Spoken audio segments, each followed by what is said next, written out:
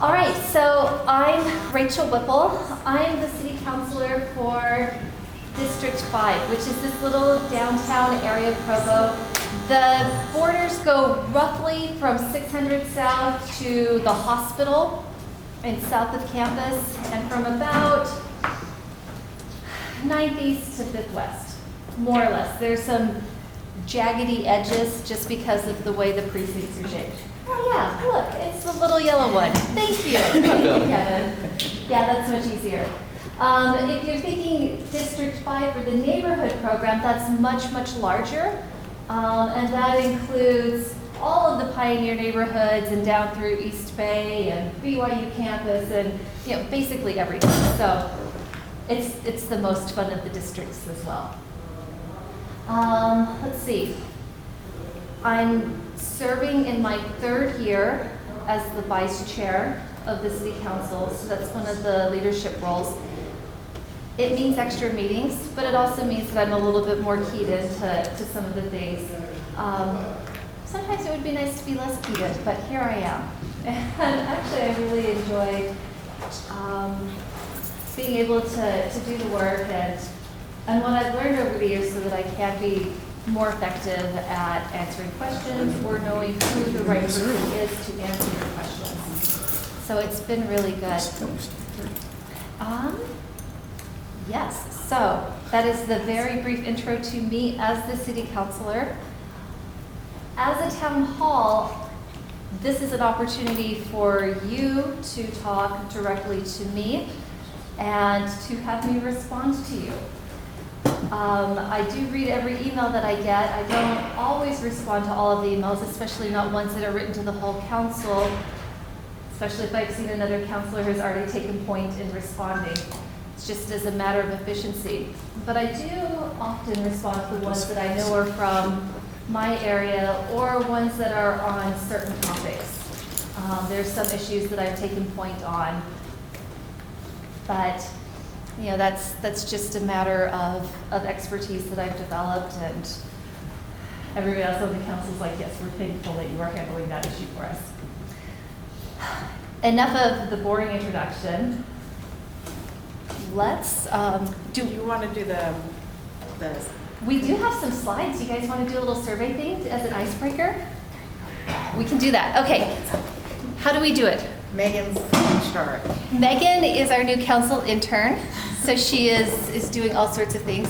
So we have a Slido poll. If you want to engage with your phones, you can do this. And one of the things that we're looking at is the transient level of District 5. This ends up being a little bit of a challenge for me as your representative. We are the smallest geographic district because we have the highest population density. But we also end up with really low voter turnout numbers in this district.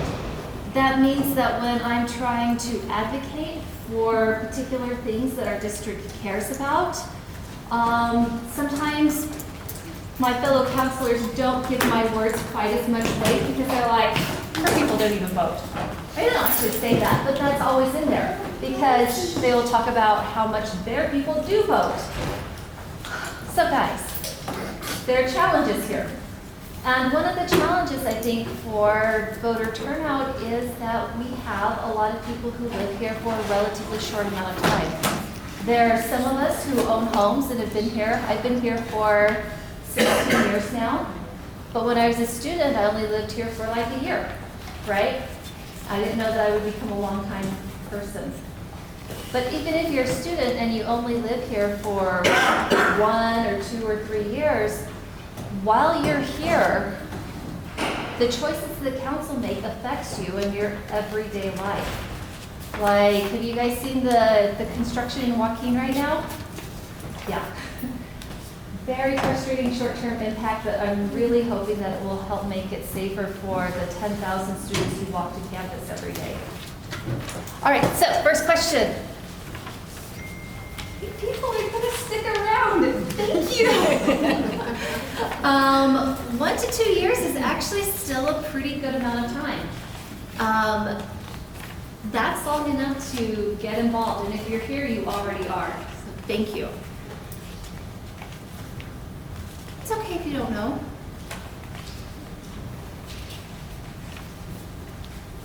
Do you guys want to see what the next question is? All right, let's do it.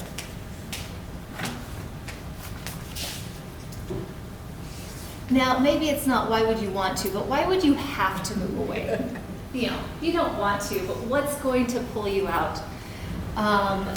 For me, when I was an undergrad, I lived here before I got married and after I got married. And moving out was just a matter of graduation, right? Moving on to the next phase of life. It had nothing to do with the district itself. I know for a lot of people who live in my neighborhood, my immediate neighbors, that are students or young families, they want to stay but they can't buy a house, or they can't find some place that's big enough for them after they have, you know, 1 or 2 babies. And it's just a matter of housing availability. Well, state graduation. I don't know that water park approval is actually pending, just in case you're worried about that. Work opportunities, work. Yeah, we have really limited housing stock in our district. We have very cool and very varied housing stock. You know, we've got old homes, there are a few new homes, multifamily units. It gets kind of fun. And I love that when we walk through our neighborhoods, we get to see a great variety of housing types. That's part of the reason that we chose to live here, is I really didn't want to live in a subdivision where the houses looked the same. I also had a very strong preference against a house that was mostly garage for the front. It was just an aesthetic thing that somehow I passed on to my children, and they're kind of rude about it. So after many years of never having a garage, I can see the functionality and the appeal of a garage, and it could be nice, but we've never had one anywhere that we've lived. All right. Why would you want to move away? Air quality is an interesting choice. Yeah, the rental market is something that drives me crazy too, because if you're renting, the state of Utah has set it up so that they control all of the landlord-tenant laws. And as a city, we can't really do anything to impose new laws to help protect our residents. And if you're renting, your landlord can change your rent every year. And I've done a lot of work at the Family Justice Center where people come in with landlord-tenant questions, right? Either because they've been evicted, or the worst case scenario is they've come back months and months after they've left a place and they're surprised that their wages are being garnished because they moved out, the landlord never gave them back their security deposit, they figured that was the end of it. But instead, the landlord or the property manager assessed a ton of damages that ate up the deposit, and then they had additional damages to the property, and so they filed a suit and added on attorney's fees, and under the law, they just had to serve it to the former tenant at their last known address, which was, guess what? The place they owned that had just been vacated. So they never got actual notice of this suit, and they didn't know about it until their wages were garnished, which feels incredibly unfair, right? Like, if you can find them to take their money, surely you could have found them to tell them that you were not returning their security deposit and give them a chance to object. Yeah, super, super frustrating. Usually in those cases, once it's gone that far, the best thing that they could do is reach out and try to do a payment plan. And then to just read all of their contracts, their rental agreements, very, very carefully in the future. Because while the state law doesn't afford you very many protections, the one that it does give you, you have to follow that law to the letter, and you have to follow all of the provisions in your rental contract to the letter. So not a lot of protection, but that's all you can get. And mostly those documents can be used to hurt you. So by knowing what's in them, you can mitigate the damage. Sorry, that's something that frustrates me more. Ugh, so much. Okay, next one. What do you want to see here? And this could be just in District 5, or it could be in Provo, writ large. It could be about your community, as in like your people that you associate with, or it could be about built structures or infrastructure that you want to see. It could be that maybe you want to replace the Joaquin Park with a giant water park. I don't know. Feeling like that one's unlikely.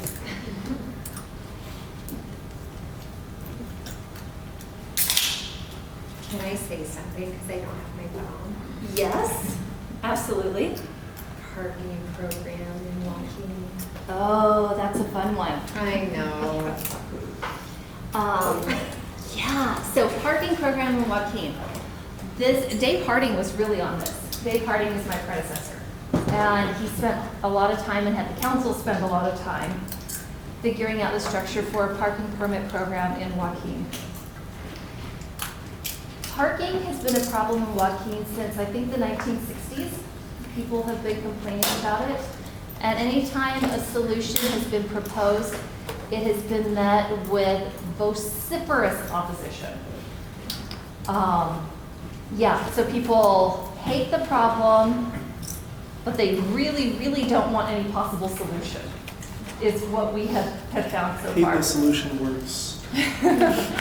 Another thing that's been interesting is the last parking study that we did in Joaquin showed that when you surveyed the streets in the nighttime hours, there were still open spots on the street. And there were still open spots in the parking lots associated with the apartment complexes, indicating that there's actually more than enough parking for all of the residents in the Joaquin area.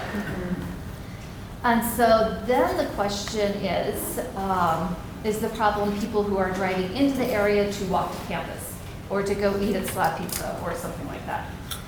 And if that is the problem, how do you address it? Something like timed parking, like paying for timed parking, would probably do it.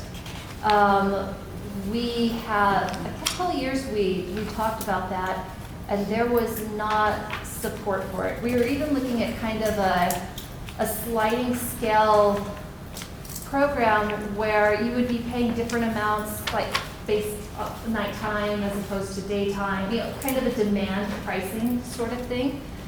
And if you wanted to park your car on the street all day during a peak school hour day, then it would be more than just parking overnight. That way it wouldn't be hurting the people who need that parking in order to have their cars by their residences.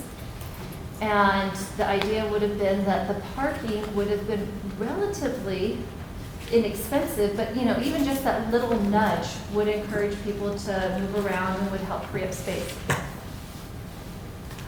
I can ask the council if they want to look at that again.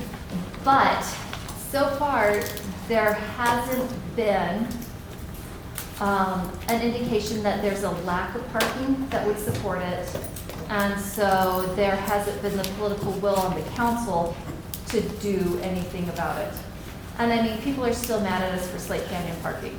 You guys heard about that one? I don't know about it. Oh, they're very mad about us. And one guy is super delightful. He sends us AI-generated songs. Oh my gosh. They're so fun. Yeah. So, like sometimes we get creative criticism, and that's the most creative that we've been getting. A couple of the songs. So is it just you have to pay for parking at Slate Canyon? No, at Slate Canyon, it's no overnight parking. Oh, okay. Yeah. There were a few reasons for that, and we will be getting an update, like a 1-year mark report from Sandy Lucio and our parking department to say how it's gone, if it's actually addressed the concerns that were raised, and what the recommendation is going forward. So far, I think it's yes, it's working fine, it's addressed the problems that we saw, and we should keep it as it is. But people don't like it because they don't get to park overnight on the street in front of their houses, or even though they have garages and a driveway in front of it that they can park on, which, by the way, almost no house in Major or Joaquin have. That's just these new places that have that. They're unhappy that like they'll have to back one car out of the driveway to move the other one and like do that kind of shuffle. I'm like, yeah, but you've got a 2-car garage and 2-car driveway. Like I have no legal off-street parking at my house. Like the luxury. Anyway, so there've been complaints. But even with that, when there's no overnight parking, if you have a handicap permit or tag for your car, you can park on the street overnight as an accessibility issue. So there's some exceptions.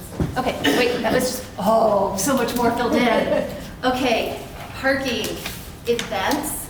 Do you guys remember the rooftop concerts? Oh, I missed those. Okay.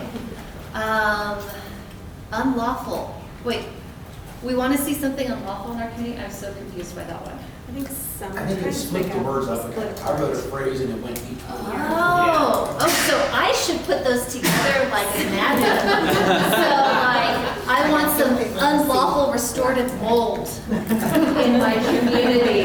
All right. No unlawful love though, like we're good there. Let's see, smart investment, nation. Wait, what does unlawful supposed to go with though? Yeah. When things are specifically, like when more protection for students or support for students, where the landlord does something explicitly unlawful, that like everybody knows, like if they kick the student out or if the student vacates an apartment because there is black mold and the student continues to have to pay for the apartment until the end of the contract, is like a lot of times students, just because of the nature of how busy students are, landlords are banking off of the fact, well, they're not going to file me a lawsuit because that would be a much too long process kind of thing. And so really helping create ways for, especially what the known and like the things that are actively dangerous to students and actively impeding their ability to have a livable place, making sure that those students are protected and that justice is served, even if the student can't see through with an entire lawsuit. Yeah. Yeah, and betting black goes with mold. I'm assuming that as well. Yeah. Yeah, the black mold, oh, it changed. Black mold is such a mess because that ends up being more of a health issue, which would be county instead of city. We do talk about things that we possibly could do as a city,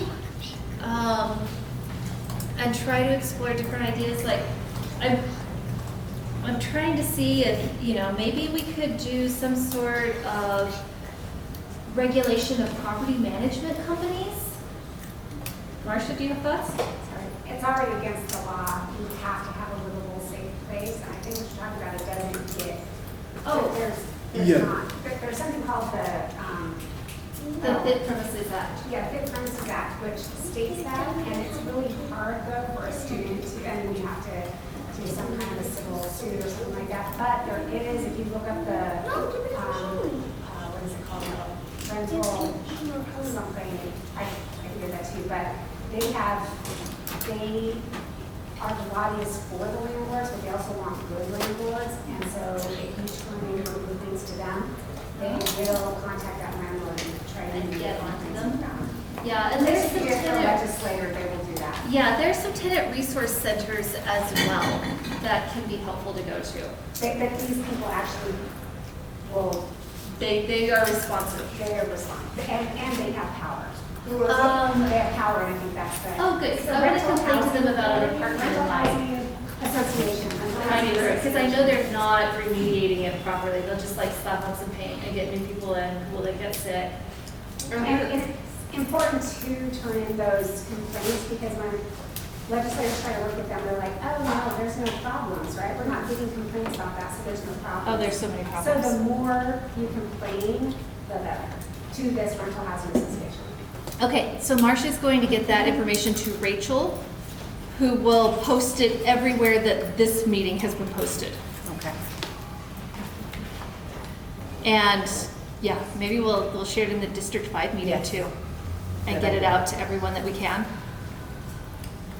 I like that idea. Okay, but I do agree it's really hard for students, actually anybody, to be able to follow up on these violations, especially if it requires filing a lawsuit. Like it's terrible, it's a tedious, rule-ridden process, super, super annoying. I hate it. I say that as a lawyer. It's bad. Okay. Dog park. You guys want a dog park here? I do. You do? What kind of dogs do you like? Cause I want a dog park because I have a dog. We have a dog. We also have a yard, but You have a dog. That's my yard. Nice. We also Nice. have a cat. You have a cat? I have a cat too. He's terrible. He's a terrible cat. All right. If there were to be a dog park in this little yellow area, where would it be? I think they should have a dog park by the front runner. As they're building all of that density there, I think Oh. that would be a great place eventually to look for a space for dogs. There are so many dogs that get walked down Yeah. there. There's a lot of them. It is. Yeah. Because if we want people to live there, and the whole purpose is like, they can take their front runner in active transportation, they don't have to have them with cars. It seems to be a problem that they then have to get in the car to take their dog to do anything doggy. Okay. So, in my mind, but I don't live over there, so I don't want to speak for anybody. Yeah, so far on our dog park surveys, when we've been asking people, would you like one in your neighborhood? Would you not like one in your neighborhood? Are you in support of this or not? It's come back like 50-50. Like our city is pretty evenly divided on the issues of dogs in parks, having off-leash hours that are defined, or just having more dog parks. Like that split is pretty clean. There's not a majority either way. And it seems that people feel very, very strongly about this, whichever side they're on. So I know one of my fellow counselors is just cannot imagine why you would ever have a dog in a park because of the danger. And I've got other ones who are like, it's a problem. Dogs are everywhere. So very, very different attitudes. Pickleball, really? Okay, my understanding is that there's kind of a rivalry between tennis and pickleball. Like there's some snobbiness going on. Do you guys know about this? No? Okay, good, then you're pure. Where would you want pickleball courts in our area? Because if we don't have them yet, we would have to replace something in order to get them. We have that at the rec center? We do have And them. are Yeah. they tennis and pickleball, or just one or the other? The ones that are on the north side of the rec center? Yeah, I guess I've never I paid think it's attention just to that. pickleball, I aren't they? think they set there's a scheduled time of the week where they make the basketball courts into a couple pickleball courts. I know they at least do that. Yeah, well, and they have the outdoor courts too. Okay. On the north side of the rec center, just south of the power. Do we want more of those? They're loud and Dan says, yes, we do. Where? I think they should be in every park. Oh, Pickleball courts are easy to build. yeah. They don't take water, They don't take water. and they would get used. So the parks that we've got in our neighborhood are relatively small. So the Joaquin Park is pretty small. Very small. Would you want a pickleball court even in a park that small? I don't know about that. Okay, Mazer's also pretty There's room for small. Mason. You think there's room in Mazer? Just one. Okay. And then, what's the baseball one on 9th East? Harmon. Harmon. You've got possibly room there, but I don't know about with the diamonds or not. Yeah, because that's already kind of a specific use park. Yeah. Memorial Park, Very small, but there's room for one. yeah. They get away Memorial Park is going to go through kind of a little redesign process where we will be able to give input for the next kind of 20-year plan for that park. It's been a long time since it's been looked at. I had been trying for many years, even before I was a counselor, to get a bathroom in that park. And when we got to the point of getting a bathroom in the park, there was some pushback from the immediate neighbors of the park. It's a change. And oftentimes, we're not comfortable with the change that is most close to us. I live across from the park. Yeah. And I would love a bathroom at that park. So. I think it's a good idea. But because there was that pushback, Parks Department has said, okay, we're just going to look at the whole thing and actually upgrade the whole park and do this in a very thoughtful way instead of just putting in a little bathroom and just leaving the rest of it to kind of, I don't know what we're going to use to describe that. I want to say molder, but it's not that. Just maintain it as it was. And that will be run by Parks? Okay, and it will be brought to a district-wide meeting? Yeah, we don't have a timeline Okay. on that, but it will come to a meeting. It's interesting because that park for Memorial is in our district for the neighborhood district. It's not in my actual district that people vote for me. Interesting. But the park is just right there where you've got so many different neighborhoods just on the edge of it. So it's not just Joaquin that it affects. So Franklin Park has an authorized use-only field. If we now have the FA Complex Sports Park, Yeah. are those going to be open? Because I think that would be a good place to have like tennis or pickleball courts. Franklin Park, maybe open it up for more use. Okay. Because that has a pretty big field where usually they have like kids soccer. Yeah. So if they have tennis or pickleball courts there. there's no Okay. space. I'll be asking Doug all of these questions. Just FYI, Memorial Park at one time was the garbage dump. Yeah, and at one time it was like a water park, like with It full had a ponds and stuff. pond. Yeah, it's gone through all sorts of iterations over the years, which is kind of fun. Also, there are tamales at the back and chips and salsa. You can get up and go get that. It's from the Poblano Rincon. You like our little tamales at home person? Because I have a great affection for tamale ladies, we are doing tamales for our thing tonight. So please go eat. And then there are drinks in the cooler too. Okay, what else do we want to see here? Zoning enforcement. What does zoning enforcement mean to you? We are getting, like, I live in 10. Okay. And we're having, like, I think a lot of students, I work at BYU, but we are having, since BYU changed its rules, we're having, like, single-family homes that are turning into kind of like frat houses. Like, they're, like, 6+ college students packed into something. And it is being, like, reported, and then it's like, yes, that's wrong. And then it continues indefinitely, and so I think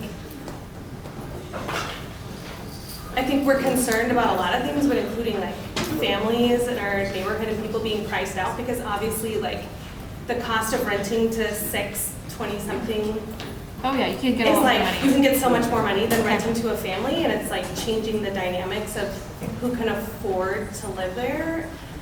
And it's kind of in the early stages, and so anyways, Okay. we just would love families to still be able to afford to live in our neighborhood as renters. Yeah, and that kind of enforcement is tricky and slow, and it's not always apparent that they're actually doing anything about it.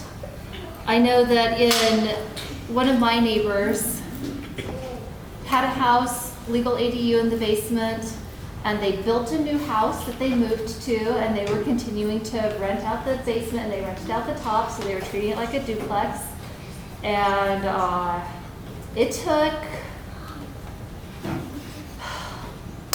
several months of enforcement to get them to stop. I think they decided to sell the house because they had just counted on that income stream in order to, build their new thing. And I'm like, my friends, this is not good.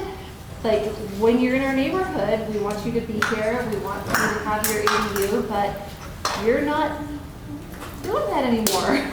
So that was an interesting thing. The immediate next door neighbor refused to talk to zoning about it either because he didn't want to rattle out. Because zoning did go and talk to the immediate neighbors to confirm things like that. Because establishing the violation is hard, especially when people may not answer their door or may not tell you the truth when they do answer the door. But yeah, we are working on it. We've been, as a council, putting a lot more pressure on our zoning enforcement department to be more proactive and to be better about following up and reporting on things. And we want them to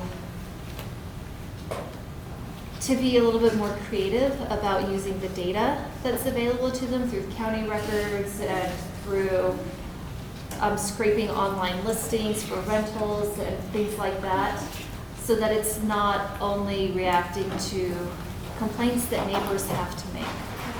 So we are trying. Yeah. We will keep trying, and it's important for you to tell us that you're worried about that so that we are able to continue to encourage zoning to be better.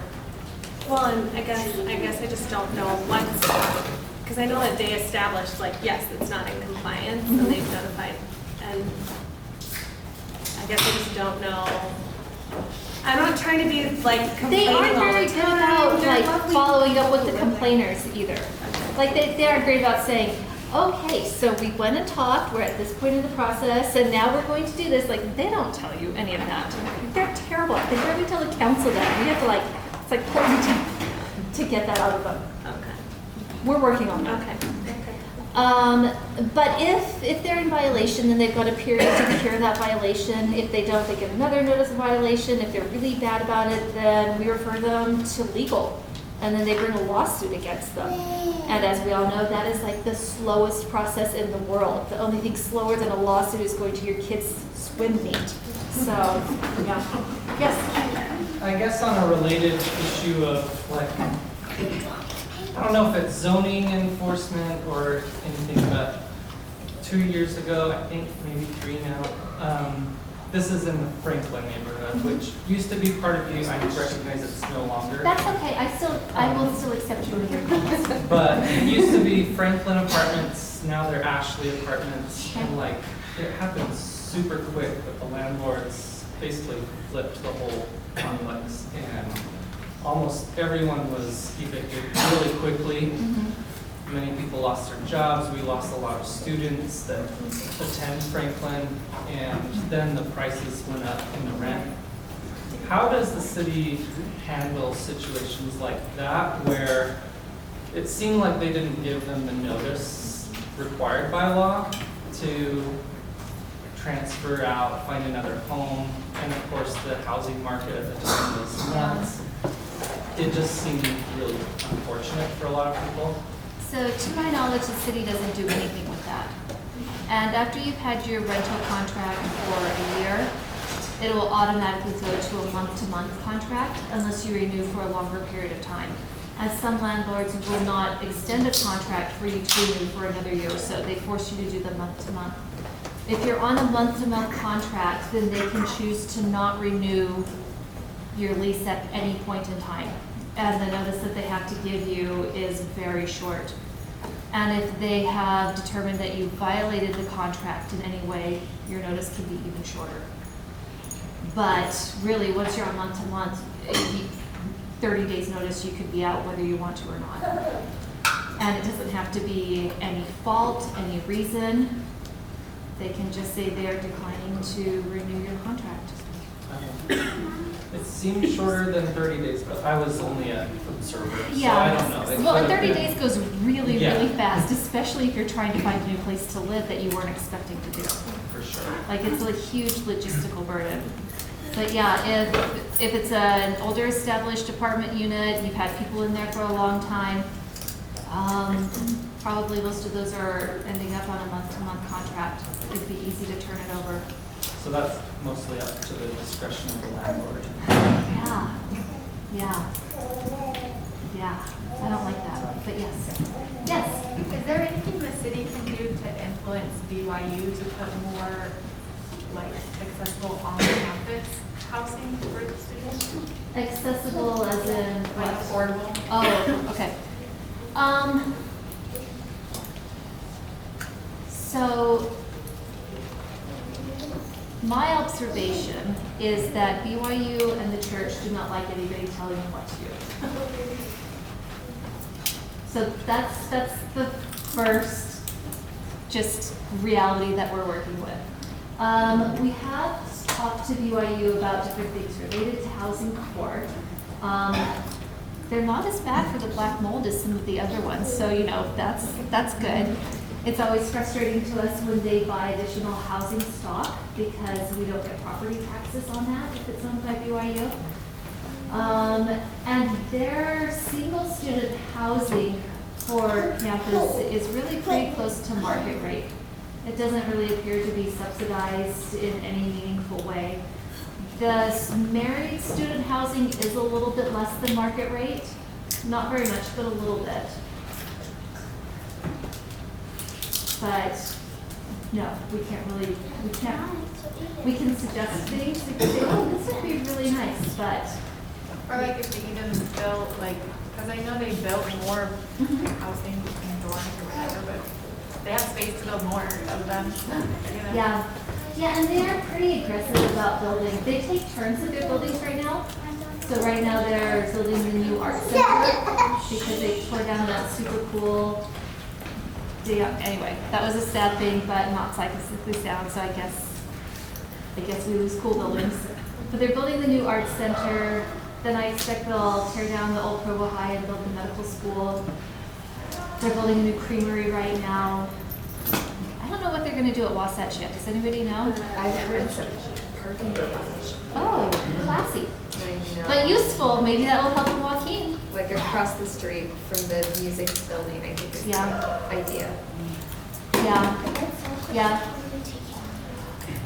There are a lot of people who really want BYU to build parking structures. Right now, a lot of their parking that they say that they have for students is by the stadium, which is really inconvenient. So that's why you do get people going ahead and parking in Joaquin. But what a sad thing to lose like land and money on. But it's useful. Okay, parking garage, huh? That's what I heard from school board. That sounds real. All right, let's see. Street and trail vendors. Okay, tell me what we want on that one. Like, do we want like more ice cream trucks going around, or do you want to have a taco truck parked on your corner?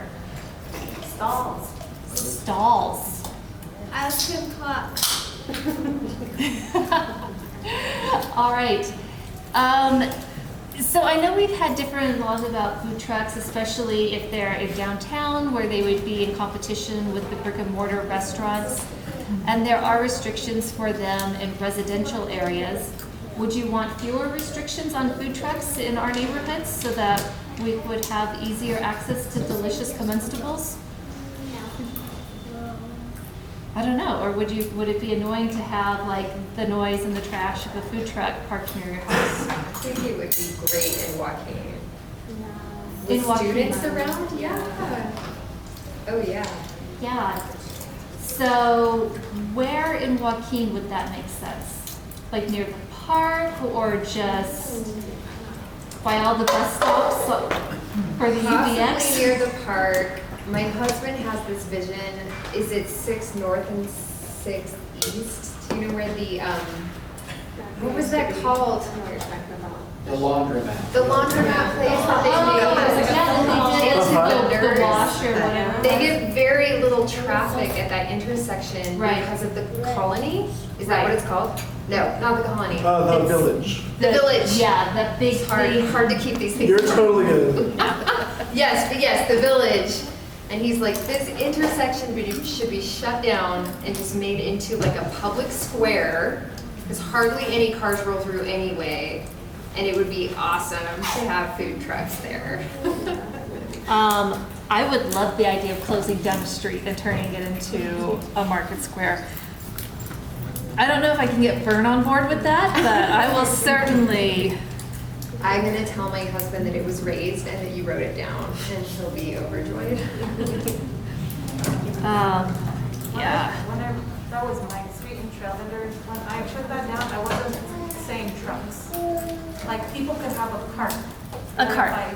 Or a pop-up stall.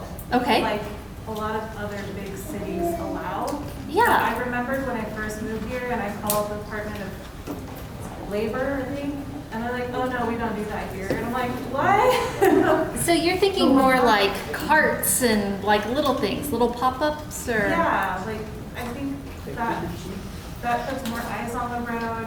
It's a commodity that a lot of people like, and they're not as loud or take up as much space. Yeah, I was just saying when they were setting up the food here, so when we went to Oaxaca, like my favorite breakfast was going to like one of the little street vendors, and they just like pull out a roll and pop a mole tamale in it, and there it is. That is your breakfast. And I'm like, Or even the fruit stands, where they cut the fruit right there. and, like, yes. I love eating street food. It makes me happy, and we don't have it here. So, street food, right? Okay, I'm gonna figure out what our barriers are. I would imagine that it's really obnoxious, bureaucratic health and safety stuff. Or not wanting to have litter, or not wanting to have noise, or not wanting to have commercial things in residential areas. I would imagine those are probably the kinds of things that people are going to tell me why we don't have that right now. I will say that people who live in these downtown areas seem to be more interested in that, and that's why they're in the downtown areas. And so if you went and tried to suggest like a little food cart in some of the other neighborhoods in Provo, it probably would not get the same reception as it does in this room. But we can be different, right? Adam? I used to live just south of BYU Stairs years ago. You know, the stairs on the south end of campus. I lived just like a block and a half south of there.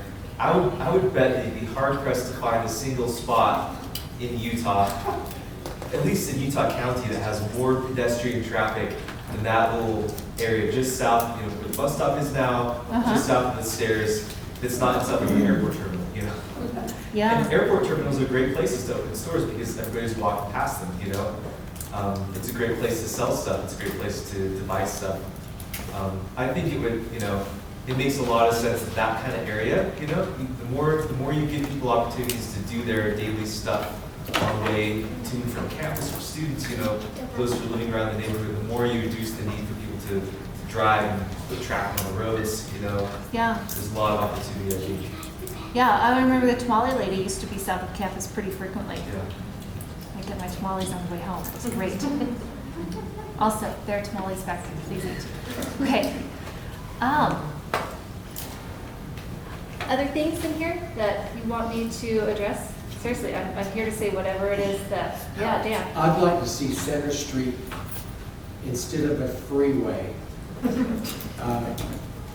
They need to lower it. It's already 15 miles an hour, but it's not enforced and it's dangerous. I wouldn't mind seeing Center Street down to 1 lane. I also put that on mine as like a bus lane down Center Street. There's a reason like up past like 7 feet, like there's a bunch of high density housing there, and just wrap down and go to the lake. Like I could pick up the students to bring them to Center Street, you could bring that high density down to Center Street. all without having to drive, like, makes a lot of sense, and it could be in one lane. Okay, that sounds like a UTA conversation too. Center Street's an interesting one. So there have been talks about putting more raised medians in Center Street, like planted pretty medians instead of the center turn lane. That would really mess up your left-hand turns. But the last time we had this conversation, the other thing that people were really worried about it messing up was the parade. Yes. The parade that happens once a year. No, I'm dead serious. I actually have a question about this, Yeah. because I've been trying to do a lot of like nosing around about how to get stuff done on Center Street, and the budget is happening right now. And some people are telling me if we want like a request for proposal, any changes that are gonna happen in Center Street, there needs to be a study done for them to like really happen, and there could be a short-term study and a long-term study done with the RFP. But is there, how much of a chance of some people are saying you have to get it in the budget before June 7th, and some other people are saying, no, there's loopholes in the fall, we can get the RFP in the fall. Okay. I know what your opinion is on that. Let's talk about this. So a couple years ago, TMAC did a recommendation of several Center Street improvements for downtown. Things like beautiful archways, maybe taking it down to one lane in each direction, expanding the sidewalks, the pedestrian, the Transportation Mobility Advisory Committee. And those recommendations were adopted by the City Council as like, fantastic idea, we love this.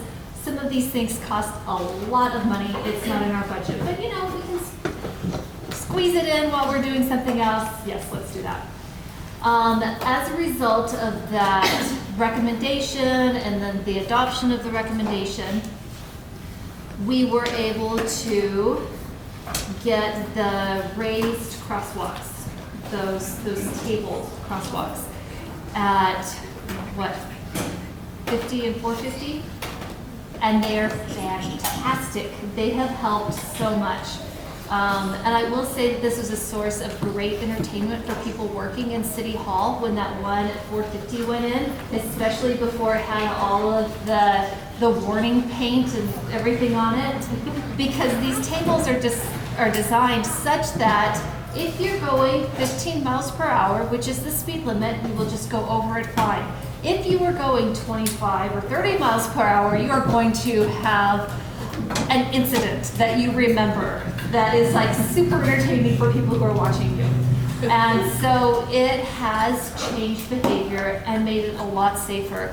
And as somebody who walks down there frequently, I've noticed that drivers are much better at noticing and stopping for pedestrians, not just in those raised crosswalks, but in the other ones. Those are very expensive, at least $90,000 each to build those. The next one that is scheduled tentatively would be at about 100 East, so that the eastern end. We've been looking at maybe doing 50, but based on feedback from the business owner right there, 100 would actually be better because that's really where you're getting into the area. We've already got a brick looking crosswalk right there. And the street from University to 100 East is in really bad shape, like serious potholes and things. Like, I do not want to ride my road bike with the narrow tires on that stretch of road. It's just fat tires only. That area is scheduled to go ahead and be repaved or resurfaced in the 2027 budget year. And so there's a chance we could get that extra table done. So those are for the things that we are already looking at. But to actually redo Center Street would be a much bigger thing. And with the Olympics, we have an opportunity to think big and to make a real investment in the downtown that will change it for the next 20 to 30 years. And in order to do that properly and to be able to deal with all the infrastructure that needs to be replaced under Center Street, and to completely redo that, we really do need to do a study that's probably gonna cost between $200,000 and $300,000. So that's an expensive budget item. But that's the sort of thing where we would actually be able to pull in lots of citizen input and feedback as we're doing it, and certainly a lot of input from the business community that's down there, who will be very significantly adversely impacted by any of that construction. Even though they know that they would be better after the construction's done, it's just a matter of surviving that surgery. Not everybody does. So we are looking at that. The department that would be asking for that would be Development Services. They have not put that request in their budget because it's a tight budget year. So it's not part of the current proposed mayor's budget. So if that's not in the budget that the council passes, then we would be doing a supplemental budget request. So if they come to us in September after we've gotten all this done and settled down and say, okay, we need to do this, then we can do a supplemental budget request, take that money from the general fund or find grants or whatever else it is. So if it's not in the budget that we adopt this summer, we still can do it. And there's a strong interest in getting that done sooner rather than later, because it will take a significant amount of time to do this study and properly. And then once we've got the results, we need to implement it and to find the money to implement it. And if the idea is to get a plan made and executed and everything done before the Olympics come, we have a hard deadline. We're also going to be looking at if there's any possible state or county funding that we can leverage for that. So maybe tourism dollars. It's a little bit harder to make a case that we should get money earmarked for the Olympics for this, even though this is kind of our gateway to the Olympics. It's a straight shot going up there, just because it's not an actual venue. So we are looking at it and we're trying to figure it out. This has not come to the council as a whole yet, so there hasn't been full council discussion on it. There hasn't been a vote to appropriate the funding or anything like that. So we're still in this kind of early discussion phase where we are establishing that, yeah, we really do need to commission this study so that we can build this asset for the Olympics, but actually for us with the Olympics as an excuse. Stan? First off, I really like the improvements that the city's made on Center Street. It's incredible improvements. And I know there's efforts out there to make Center Street even just a pedestrian only. I know a few of those, including Bike Walk Provo, I think, has suggested something of that effect. And I think we have one of our members actually working on that. But it looks like a long-term and not absolutely sure that this could actually happen is in a shorter term and something more plausible. Could they make it less attractive for drivers? You know, things like lowering the speed limit to 10, maybe even 5, to make it so unattractive to drive there that they'll take the 100 or one of the other streets around. So on that, even with the tables that make you slow down to 15 when you go over them, people are still going well over 15 for the rest of it, because it's almost impossible to actually go 15 miles per hour. Do you have a comment? What if they just enforced it? What a crazy idea. Yeah, I would love to have more enforcement of that. That's a staffing issue. We don't have enough police officers to do that. I've never seen a patrolman on Center Street. I do want to say that my mom and my mother-in-law used to watch our kids and drive on Center Street to get to our house, and they both got pulled over for not going 15. I mean, it was like, It wasn't recently, but. I will say, I'm like, I go over 15 on my bike on Center Street, so I'm totally part of the problem there. So it's very hard to make people go slower just by changing the number on the sign. There need to actually be physical reasons to slow down, like the tables, or, you know, a flashing cop, or even those little "your speed is" signs. Those help for a little bit. What if we have art installations that like kind of arch between, you know how the Riverblades they have? Yeah. And then also in parts of Salt Lake, they have these arching art installations over places. I know that when there's art and murals and things like that, that It signals to changes people the that there's feel of somewhere the different. space. Yeah. And it makes them slow down. Yeah, okay, I'm writing that down too. I will say that the biggest barrier to closing it down to all vehicular traffic altogether is that we don't have enough population density in that area to support the businesses if there's not vehicular traffic. And we can't actually build a lot more high-density housing right there until we address the infrastructure under the street. So the water lines, the sewer, things like that. Like, we really just cannot put in those buildings, or if they do want to build them, they have to pay a lot to upgrade that sewer system. We've just thrown all of their numbers off, and it's impossible. So that's why this study would be really important, because we could look at what we need to do to replace that infrastructure so that we could handle more density. If we're changing it to like one lane in each direction with a full bike lane, wider sidewalks, and maybe that super obnoxious but very safe back in 45-degree angle parking, that will slow the street down, make it much safer for all users. You would still have movement for the businesses, parking that the businesses really want to have, but you would have a much more human-friendly, business-friendly environment. And if we can get more high-density housing there, you know, built back behind the facades that we've already got of these old buildings, eventually you could have enough people that we could create a pedestrian mall. But if we did it right now, it would be very bad.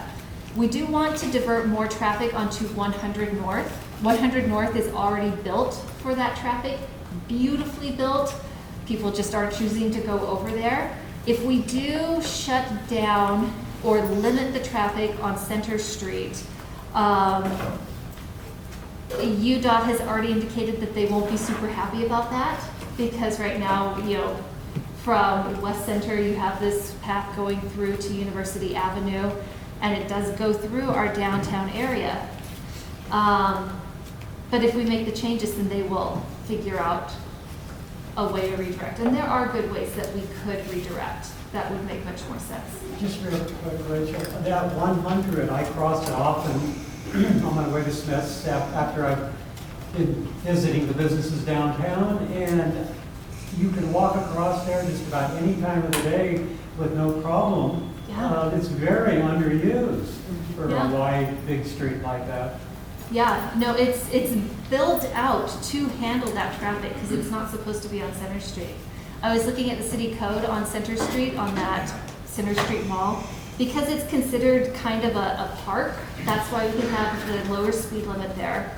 And one of the things is, you know, the no overnight parking, but it also in the code says that no through traffic after 9 o'clock at night. Oh, wow. There apparently used to be drag racing on Center Street. Oh my gosh. I've heard stories about like chains being erected so you couldn't pull into it, and I'm like, wow, if we actually like shut it down so that we could drive onto those streets, you could just get out of it at night, that would change it as well. We are absolutely not enforcing that part of the code now. Okay, you and then you. So I think that it makes a lot of sense for the Olympics, like the long-term studies, the infrastructure changes, but I think that enveloped within the study that we do could be a short-term plan, because I think Public Works is resistant to make any changes at all without public input. But there are a lot of like low budget, almost like no infrastructure changes that could happen before 10 years, you know? Yeah, like changing the plans. Yeah, or like putting a bus lane in and putting a bike lane in, that's Well, just like changing So putting things a on bus lane road. in would be something that we'd have to do in conjunction with UDOT. They would have to have a route going through there and things like that. And were you here when we had all of the fights over the BRT? You were not. This was before we got the UBX. Oh my gosh. People lost their ever-loving minds over the thought of a BRT. And I even think that's now, why they're unwilling to make changes without a study. Well- Like, without putting the study in the budget, they're unwilling to make any of these changes because you have to have all of the public input and you have to have all of this like process to happen. Right. Otherwise, it's just a bunch of ideas floating around. They're never going to do anything without the study. well, from talking to them recently, the real concern is that we put in those pedestrian tables and they're fantastic, but they cost much more than we expected they would cost. And we do not want to be building those things and spending hundreds of thousands of dollars for something that we're then going to rip out 3 years later because we're implementing a much bigger plan. But I'm saying putting in like, making one lane for the cars and one lane for the bikes, that's no construction. Yes. And that's almost no cost, but they won't do that until there's a study. So even these short-term changes that cost almost no money, we Right. still need the study in the budget.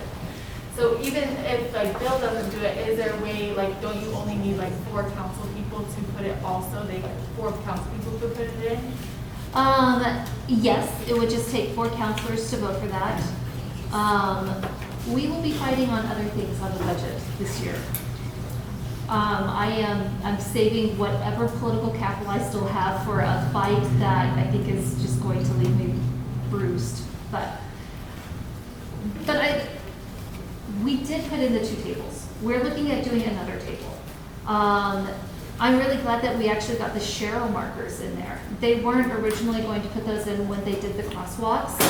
And the reason they did is because one night when I was riding my bike home from a city council meeting, somebody came up behind me, flashing their lights, laying on their horn. And I'm riding in the right lane, going over 15 miles per hour. Like, so that was the only thing I was doing wrong there. But that's, exactly where I was supposed to be on that street. And then they passed me and were yelling at me. Very rude. And so I told Gordon about this, and because you're not supposed to ride your bikes on the sidewalks on Center Street. And he's like, oh yeah, we'll put the sharrows in. Our previous head of public works and engineering was completely opposed to doing anything like this. With Gordon and Vern, we've got really good support for doing things that make our communities much, much safer. And that was just a change in personnel. So we are getting some of these things done. We will continue to do more things, but I want to do all the things.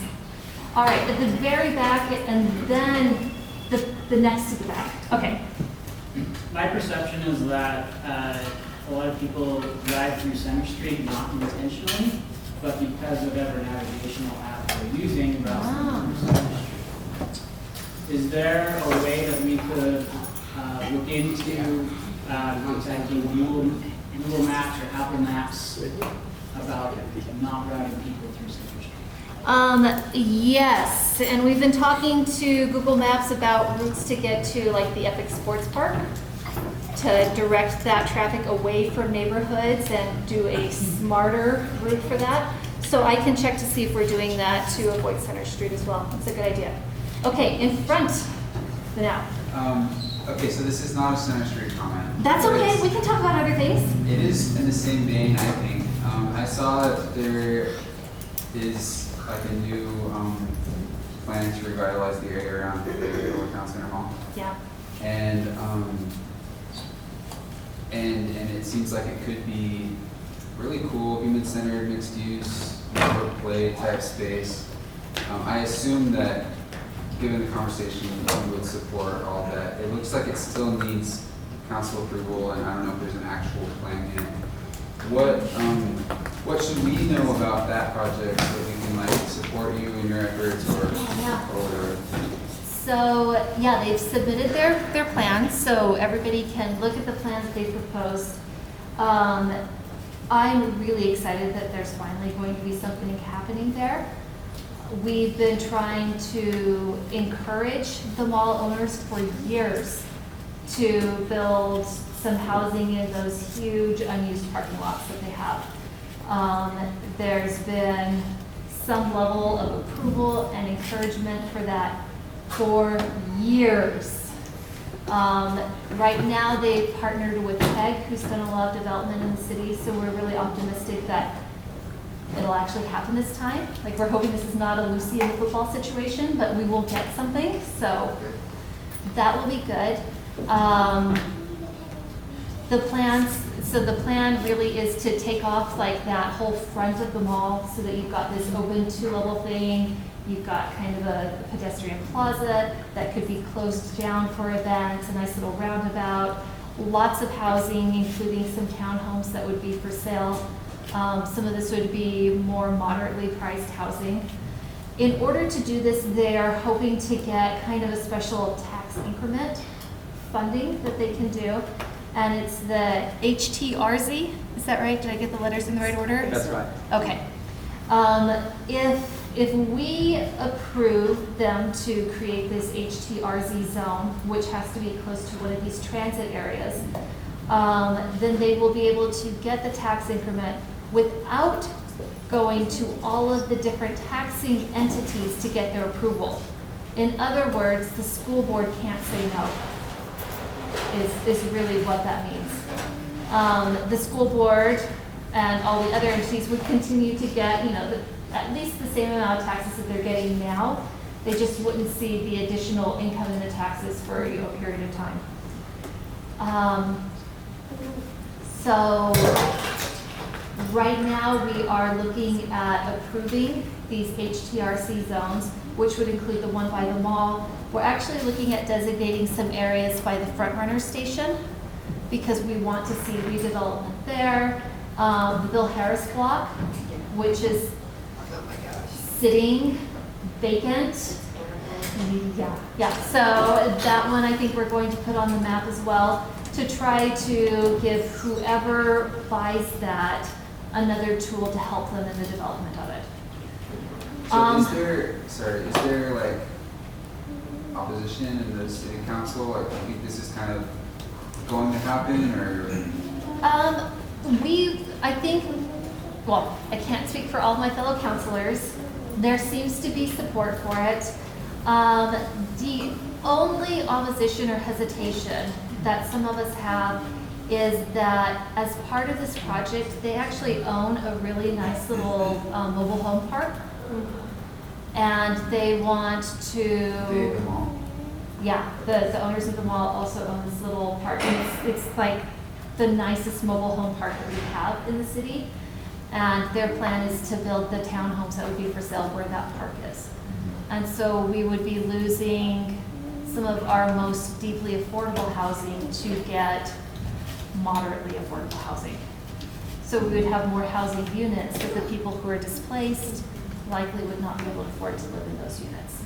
And where will they live? So that's the hesitation.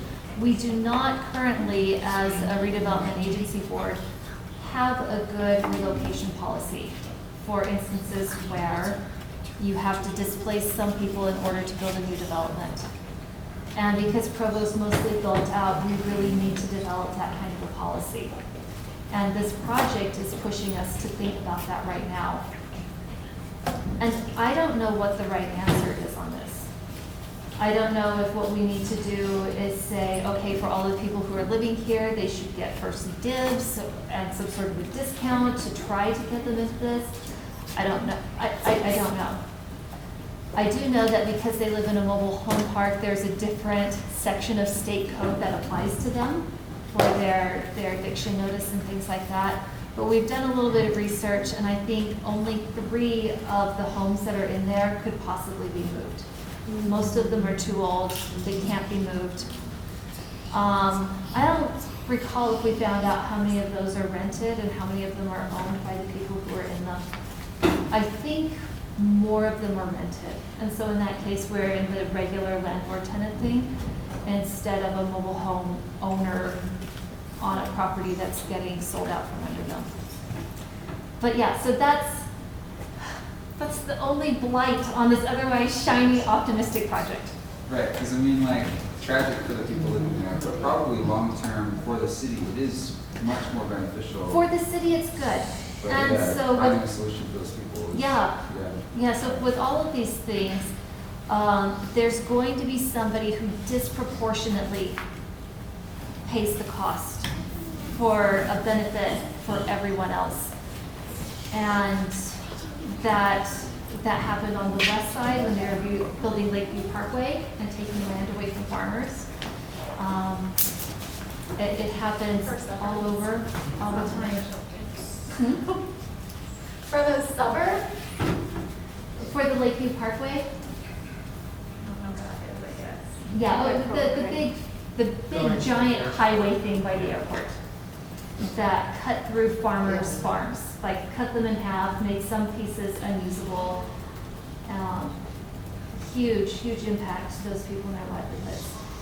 So we can have a nice shiny road to the airport and the sports park and a nice little bike trail that I ride on very frequently, but there's a cost. So, and that's part of my job, is always bearing in mind the cost of these things. Yes, Kevin? I just had an idea for Center Street. Oh, yes.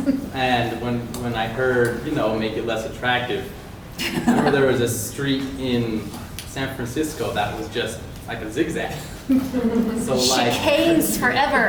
I don't know if it's gonna be like as hard as that zigzag street, but like making just curves in the street where it makes it pretty, you kind of see the trees or arbor or whatever. You can't drive that fast with not only the bumps, but also the curves. Wrote it Chicanes down, are so guys. much fun. Yes. Yeah, oh, you, pinky gray. I didn't know if It it was was- me. So yeah. going kind of related to this housing issue downtown at the Bill Harris lot and around the front runner. I know there's a lot of, I've worked in social work forever. I know that we need affordable housing. How does the city plan to kind of distribute that housing so that people can still have access to upward social mobility through their social networks? It's not all low income in one area, because we have the boulders, we have that trailer park, we have several other public and low income housing all in this urban core, which it affects children, it affects grown-ups. Franklin is languishing because we have so much transience there, and we have a lot of homelessness there. It's just a lot. And I'd like to see the city plan forward to make it more sustainable so that they aren't paying in years to come with all of the issues of highly concentrated low-income neighborhoods. So how does, I What's the guess plan? the question is, how does the city plan to do like mixed housing in those areas, still respecting what we have in terms of transportation availability, because that's necessary, but also kind of intermixing some higher and lower income kinds of housing in different parts of the city? So this is where we come to our city plans. We did adopt a general plan not long ago, and that calls for kind of a gradual increase of density throughout the city by, doing more things like ADUs or duplexes. We need to be doing things like reducing setbacks and things like that. Even though we've got that in the general plan and that would work to gradually increase density, and if we're doing it by adding an ADU or a duplex here or there to establish neighborhoods, those are small and gradual enough changes that they don't alter the character of the neighborhoods. It can be absorbed. However, there are many neighborhoods that are very opposed to that idea. And there are people who live there who are convinced that really will be the start of the destruction of the neighborhood. Just like you've seen, where you have some houses that are getting taken over by 6 college students, and that affects you and your neighbors. They're worried that those changes would also have detrimental effects on their neighborhood. Well, my neighborhood is 90% apartments and duplexes, so it's a little bit different. There aren't that many houses left to be. There aren't that many houses, so when you take the very small Yeah. stock, it's a little different, but yes. So we have this guidance. Yeah. Yeah, so we have this guidance in our plan. That's a guiding document. We don't necessarily have city council support for projects that come in that are consistent with that. We've had some fights on some of these things. The other thing is we have our station area plans that we're in the process of reviewing and will be adopting soon. Those are ones that we're required to do by the state to really increase housing and to do more high density and some moderate affordable housing near our front runner and our UBX stations. And so that involves like changing zones for areas around there. And that will be upzoning, increasing the density for the western side of Joaquin, right, that's closer to it.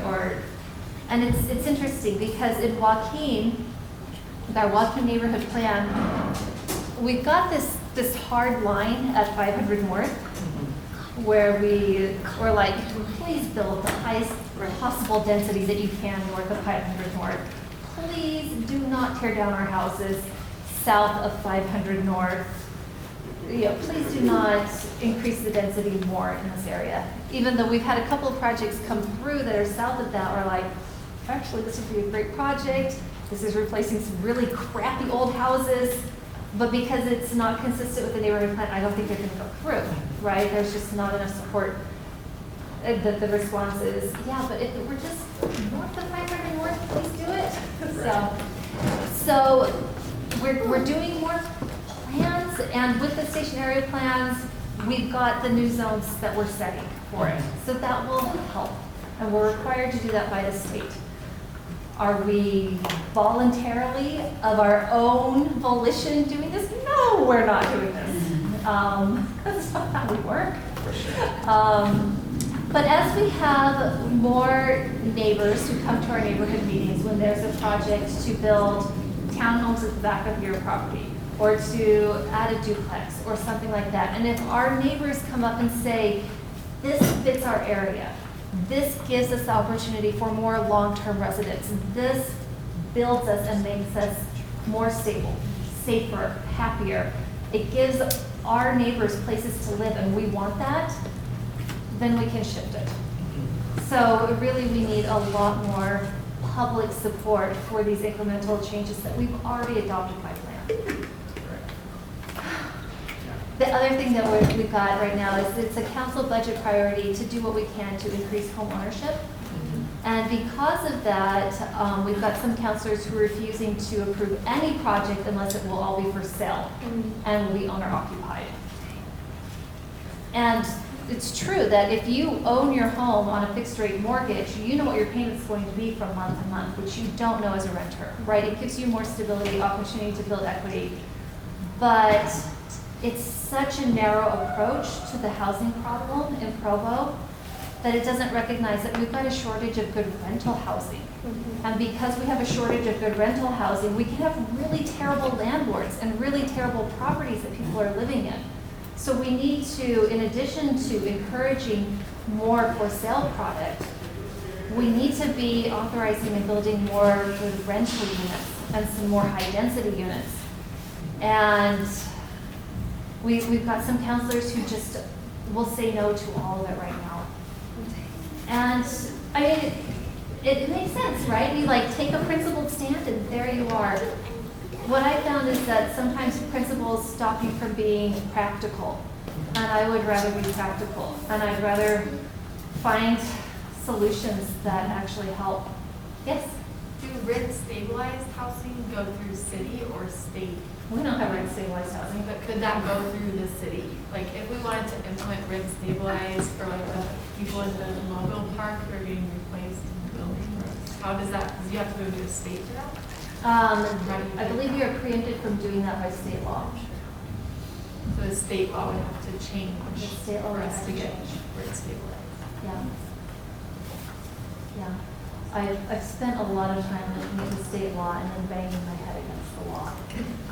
It's really frustrating, especially when I've had to try to give advice to tenants. And I will say that I've done some representation for landlords who have to kick out a really terrible tenant. Like, there's some bad tenants, people. Like, but there's got to be a balance. And so some states, like Oregon, have gone so far over on the tenant's right side that you do not want to own property there. And then we are on the other end of the spectrum with very strong landlord protections, so much so that it's hard to reward anyone for being a good landlord. Like, if you're a good landlord, it doesn't give you a competitive advantage in the market. You're just a good person, and maybe you'll get better tenants because of it. And I really hope that you do, because I want the good tenants and the good landlords to find each other. But those are two extremes, and there's a more middle way.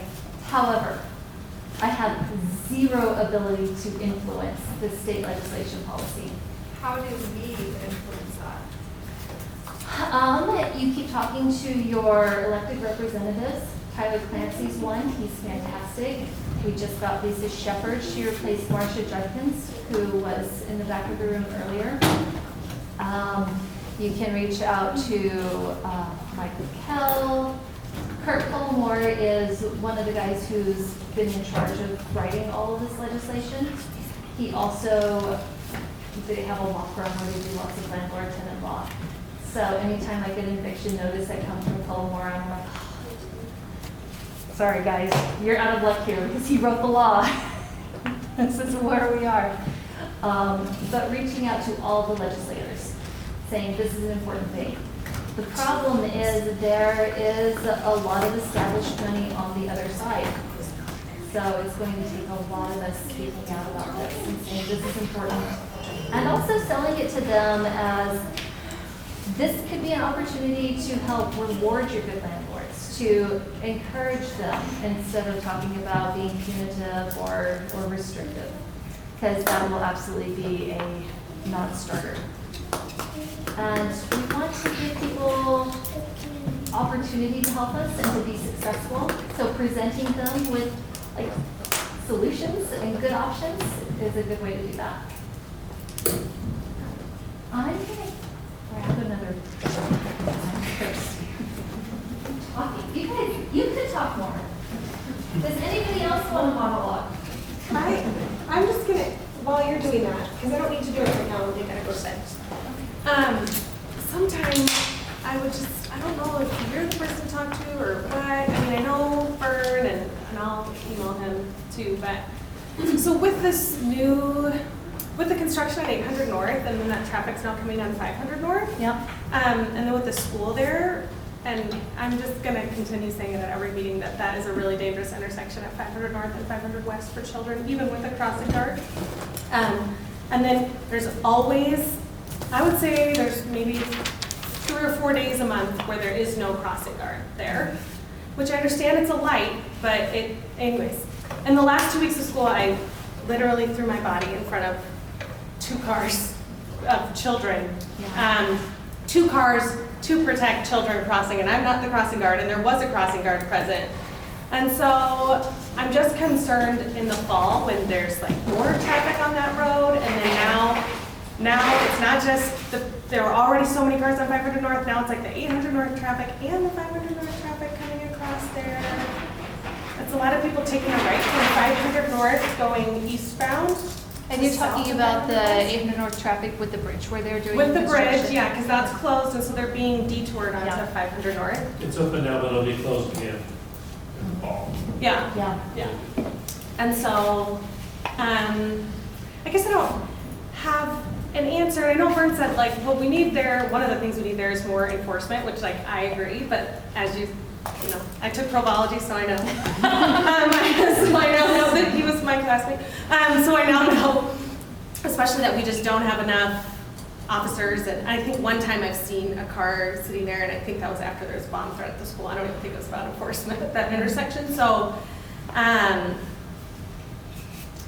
guess I feel like I'm at a loss. So there are a lot of children that cross there, and there's 2 families basically that's parents are like native English speakers.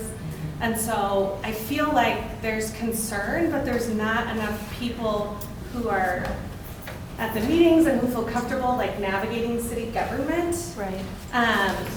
And so I would hate it to be, I don't know. I'm really concerned about something happening to a child at that intersection. I don't feel like, I can literally look out my door and see if there's a crossing guard, and so my kids can cross the street to school there, and I think it's so crazy that I live 25 yards away from the school and I can't send my children safely there without an adult.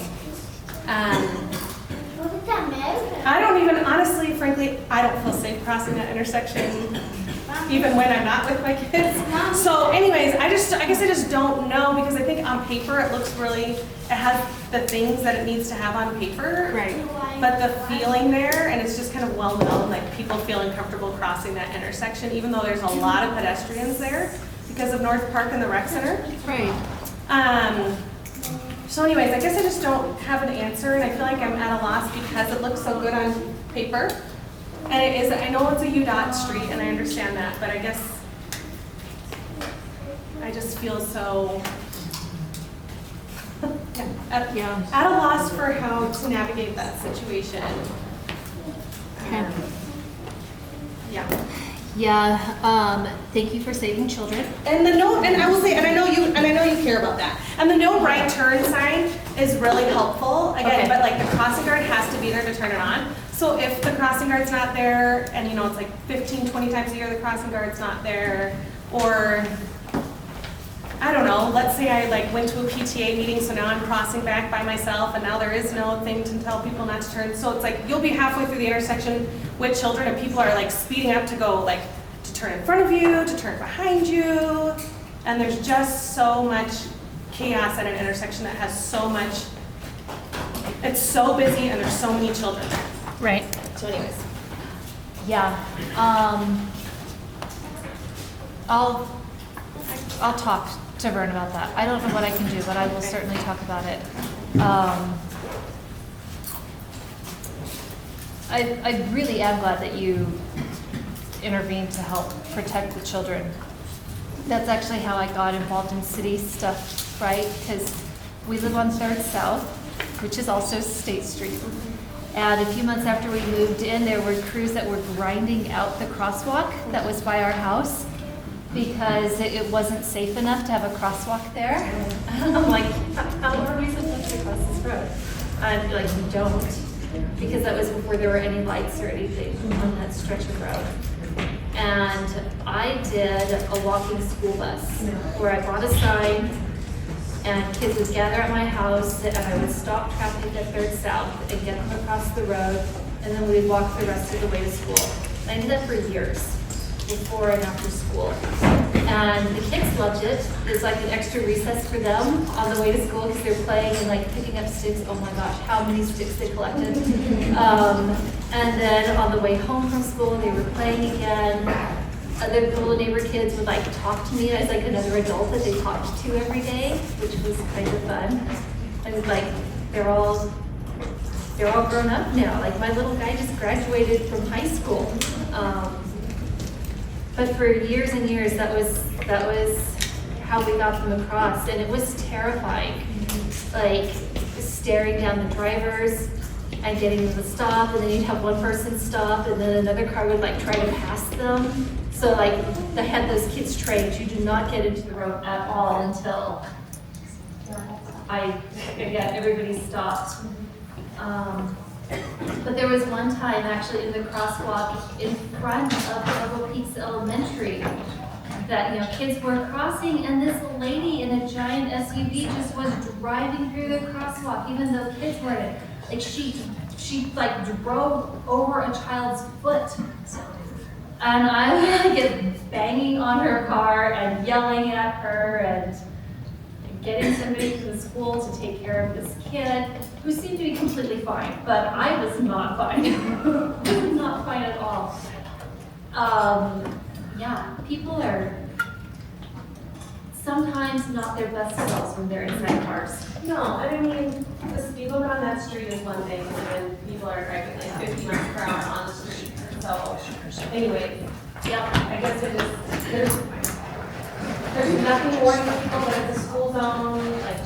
And that's another state law thing as well, like where we can put the school zone signs, how far away they can be from the school. When we lived on Long Island, it felt like half a mile was school zone. Like you were so slow, it was impossible to go past any school. And here it's just a little stretch before an intersection next to the school. It's not even all of the street in front of the school. It's, I guess it's just not clear to me because there's nothing, like, there's nothing on 500 West. Okay. It's a school zone. And so it's not even like it's there, but it's a block away. I don't think it is a school zone. Yeah, so I guess it's like unclear to me how the school is on 500 West and somehow it's not a school zone. I don't know. I guess I just don't, anyways, I just need some guidance on how to. I could talk as well, because Franklin has similar issue on 5th, West, and 3rd. Yeah. With that light, and we, our community council kind of worked with the district and the city a bit on getting a solution. So after we can talk a bit. Yeah, because I just feel like the solution is like, well, there's a crossing guard, and again, I'm like, We well, that have to works, say, yeah. but If there's until there's not a crossing guard, and then all of a sudden, it falls apart, and you know what I'm saying? It's like, I can't call someone once kids are already crossing the school, but there's not a crossing guard, anyway, Yeah. I guess I just don't. By the time you know there's not a crossing guard there, it's too late. Right. So, anyways. Okay. I will ask about school zone signs on 5th and West. Okay. But yeah, like, we have really tiny school zones in the state of Utah. And that's a matter of Utah law. And it's super annoying because it doesn't feel safe. One thing I found hard to believe, but Vern said that he finds that when the school zone is smaller, there's better compliance. Because people get super impatient if it's really big. And I'm like, but it's still, a school zone is like more than just that small space. though. Yeah.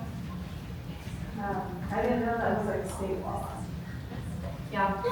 Yeah, those are state standards for where the signs are put up and the distances and everything.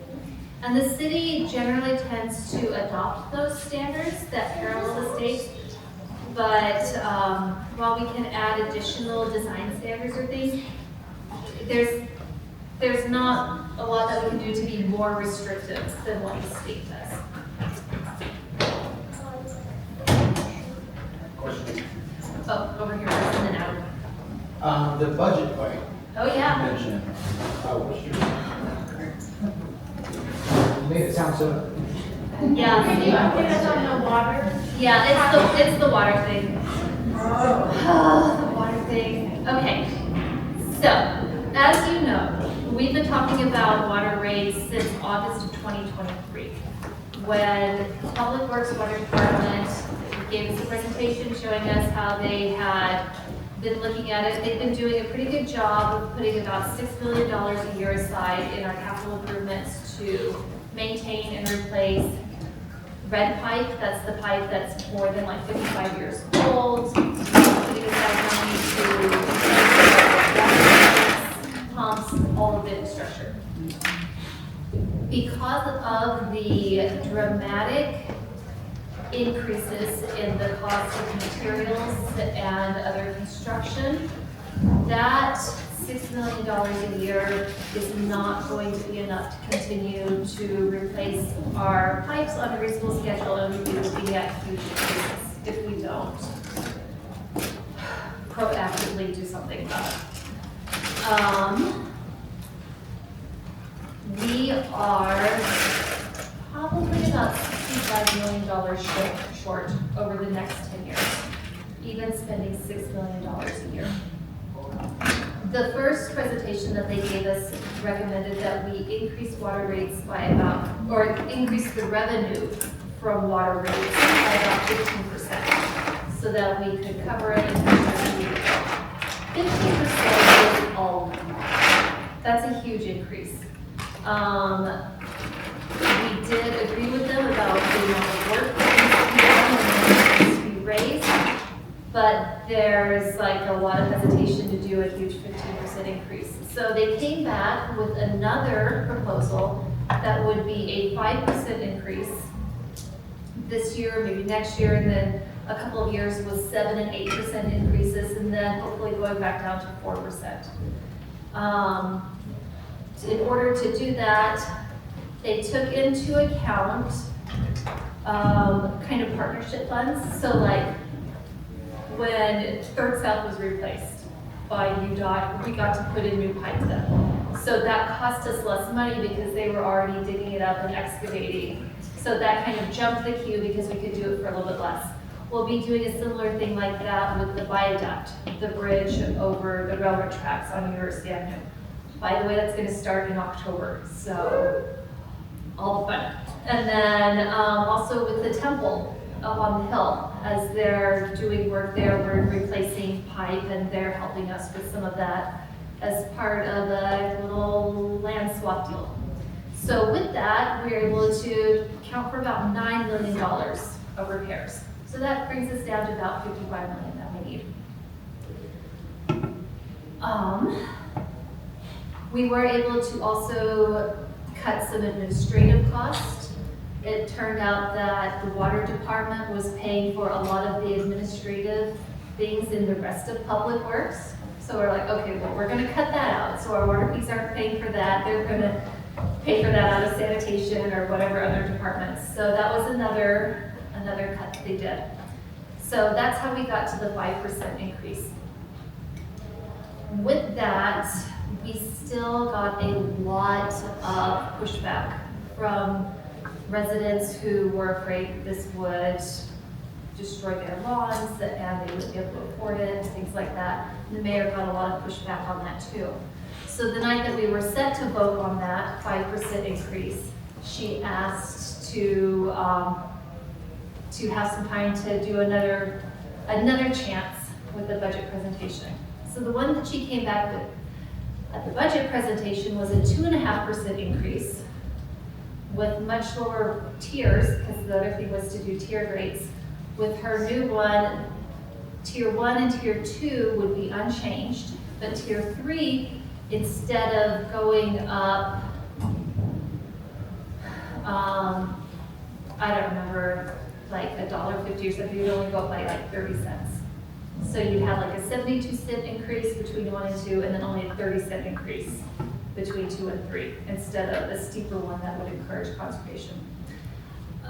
When we checked with people actually do the math on this, what we learned is that if we do that, tier 3 doesn't actually pay for its cost of service. And so in future years, tier 3 would have to be increased more than tiers 1 and tier 2 until we actually got to the original proposed spread. So that wasn't clear in the presentation that we were given. Also in the presentation we were given, there's no sense of what it looks like for the next 9 years. Whereas with the 5%, we had a sense that it's probably going to be 8% this year and maybe 7% next year. They would have to give us those numbers and we would approve it, but we'd have kind of a plan for what it would look like. No plan for the 2.5% increase.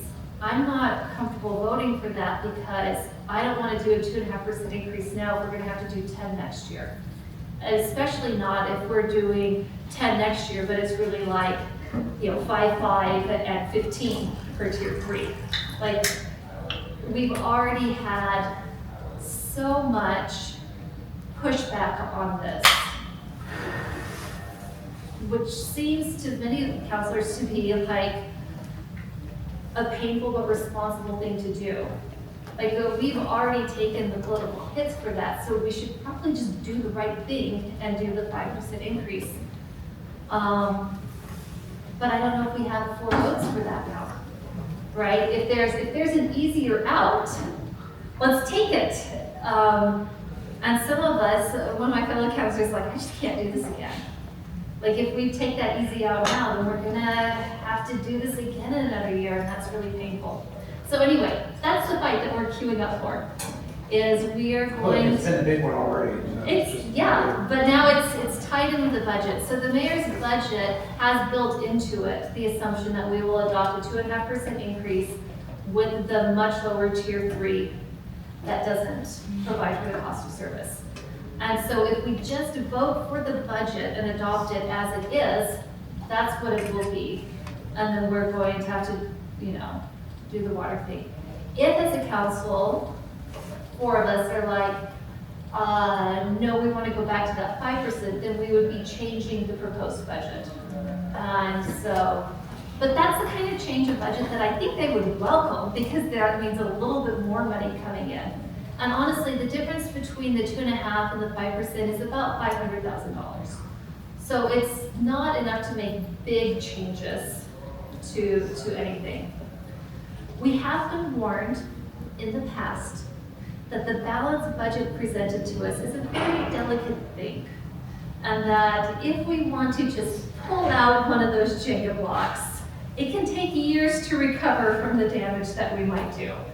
Which meant when I first got on the council, we were basically told you just pretty much have to approve this. I mean, yes, your job is to do the budget, but really there was nothing for us to do. And that's why we have changed our timeline and our strategy to, as a council, have a budget priority meeting in January, so we can figure out our priorities and give those to the administration, so that when they craft the budget, they are building it around council administrative priorities. And in a really tight budget year like this one, what that means is the things that the council has identified as prioritized are not ones that necessarily get more money. They're ones that get fewer cuts, right? So we're trying to preserve that. But this is a tight year. Last year was a tight year.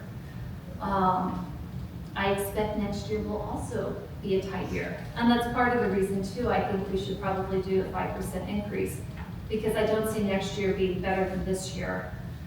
And I would rather, and honestly, we've been doing 5% increases for years until we started having these budget conversations.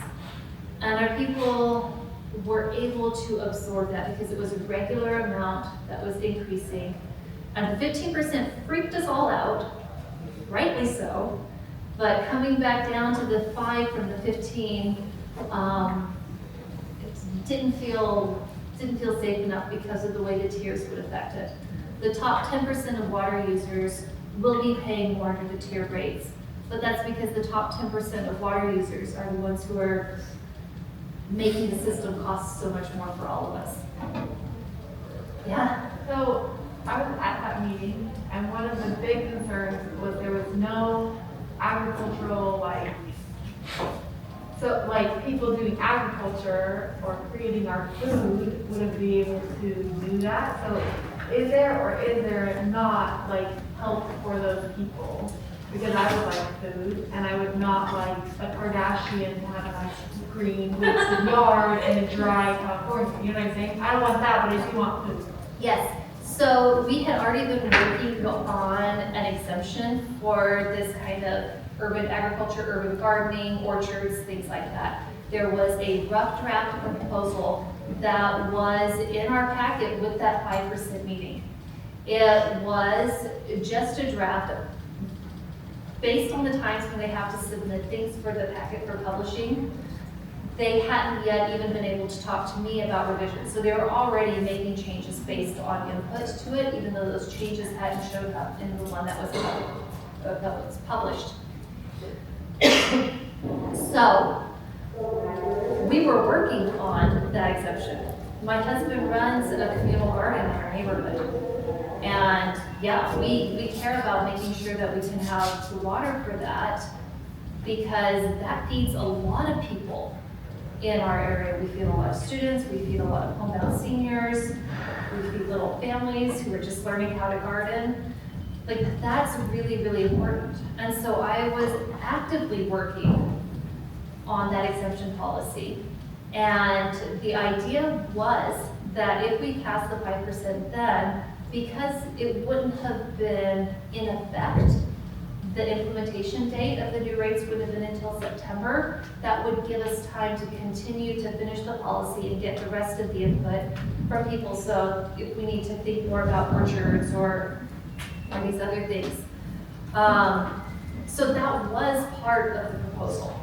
It wasn't done yet, but we were still working on it. One of the counselors represented that there was no policy at all. And he hadn't read it or looked at it, and he hadn't bothered to be part of those discussions. So, I feel like part of why the mayor flip-flopped was because this councilman brought in all of these people with a little bit of misinformation that there wasn't going to be an exemption at all, and that like agricultural and farmers wouldn't be getting help. So, would it be beneficial if we go and put on the same pressure the flip-flop way and say, well, if there's an exemption, we do want our infrastructure fixed and we do want water conservation because we do live in the desert, whether we like it or not. Yeah, and right now I think there are probably 3 votes in favor of going ahead and doing the 5%. And there are 2 counselors who may be persuadable and there are 2 who are absolutely not persuadable. What we'll be looking at, though, will probably end up being some sort of a different compromise, because now that there's this smoother path, what we might look at is maybe getting a 5% increase, but tiers that don't actually represent full cost of service this year, or something else. I honestly don't know what's going to come out of the discussion in the work meeting on Tuesday. It'll be fun. But certainly, emailing us with more ideas for specific things to include in a gardening exemption would be helpful. I'll get you sometime. But one thing that we've noticed is that if you have a garden with like a drip irrigation system, you're using less water than if you had that same area running with bluegrass. Sorry, talk too much. So I guess I have another question. If everyone drops if we get rid of our grass, everyone zero escapes because these taxes are too much, and so it persuades people to do the right thing. Then will we not have enough money to fix the infrastructure anyway? No, and honestly, the way it's set up, excuse me, or supposed to be set up, Tier 1 covers all of your necessary indoor water use. It's like your winter water use, right? And you're gonna be using that all year anyway, you're fine. Tier 2 is what you're normally doing, a normal house, watering their little lawn and their garden and their plants in the summer. If you're staying within Tier 1 and Tier 2, you're not really going to see a big change in your water rates. It's only if you are in the very top 10% that you would see, under the original proposal, significantly higher water rates. And so while some people, what would that be? well, it would be one of our council members who is unhappy about it. So, Like BYU. well, so different users, like different commercial things or different even sized lots, have different sized water meters going into them. So the most common residential one is a 3/4 water meter. And you have tiers based on a 3/4 meter use, right? We expect that if you have this size meter, this is your average use, and if you would go beyond that, then you're using more than your anticipated use for the system, you are beyond capacity. If you have a 1-inch water meter, then it's assuming that you're going to be using more water, so your tiers are set higher. And so if you, a 1-inch or next to a 3/4, you may use the same amount of water as an excessive 3/4 user, but not be excessive for a 1-inch user.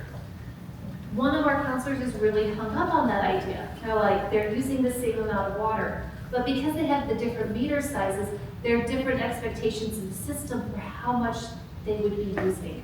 So what's excessive for one is not excessive for the other. So that's one of the fundamental problems that we've got, because we've got some counselors and frankly a lot of citizens for whom that idea doesn't make sense. That you would be charging the different size meters at different rates. But if you're building, a huge park, you're going to have a bigger meter going because you know that your system is built with the assumption that you're using that much water for that facility. Same with large apartment complexes where you've got kind of a shared meter going into it. It's a larger meter because it's servicing more units. So that kind of usage those assumptions are built into the system on what the capacities are and then what an overage of the capacity is. So, I guess I'm confused how. Oh, it's confusing. You are rightly confused. Like, if you put these extra taxes, right?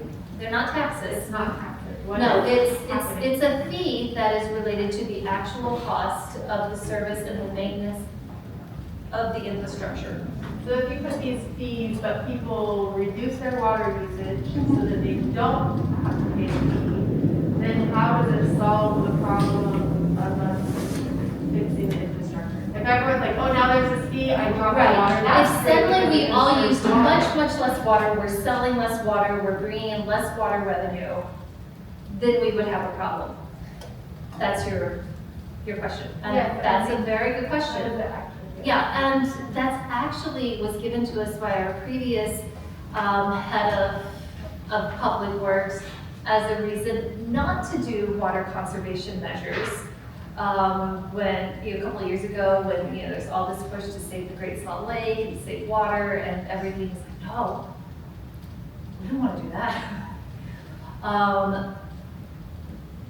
So we are, I guess I'm wondering, is it a water conservation tactic, or because I'm all for water conservation, or is it to pay for infrastructure? And if we do conserve water, if it works, the fees work and people drop, then how do we solve the solution of the infrastructure, because that's still a right. problem? So the odds are most people aren't actually going to drop their consumption that much because their prices aren't really going to go up. The ones who are using a ton more than anyone else, who are really paying for the luxury of verdant green lawns in a desert or a semi-arid area, they're the ones who will pay more. And if they choose to reduce their water consumption because they put in slightly different landscaping or stuff like that, that's not going to affect the overall revenues of the system. So you can have that little bit of conservation. I don't think there's going to be a lot of conservation based on this, not more than we're seeing. And we have been seeing our people do a lot to conserve more water, even without any punitive measures and using some of our water efficiency conservation programs that we've offered. So we expect some conservation, but not enough that it will actually affect the revenue. And conservation, while that's part of the state law that we're required to implement that or consider that with our new tiers, is not the primary motivating factor in doing this. Councilor Whipple, we have about 2 minutes. Did you want to talk Tim about? wanted to say something. We'll do Like Tim one and last then- question? Thank you for keeping me on track. Yes, Tim. So, my understanding, kind of in reference to that, is that that's where a lot of things like just property tax in general is there for general maintenance, and if it's typically it will be like one of the things Councilor Whipple was talking about is just that the water for high water consumption, people with high water consumption, the amount of water they use doesn't cover the cost of the water and the infrastructure. And one of the other things, and I'm forgetting the exact statistic. I think it's do you know, remember the percentage of non-taxable land in Provo? Oh, it's like half of it. Yeah, so like half, I'm remembering something like 60% with the amount that are city buildings and other buildings and the amount that the church owns is part of why water rates increasing is helpful is because it helps create equity for there are different people who are using the resources of the city, and they're not necessarily paying property tax, but it is people who are high consumers of water without, so that they can pay for both water infrastructure, which is deeply, deeply needed and has been like non-sustainably needed for a while, and then also help pay for other things to provide for those public works. All right, so we are in an election year. This year we have 3 city council seats and the mayor up for election. My seat is one that is up for grabs, my friends. I am planning to run again, but you could run against me if you live right here in this district.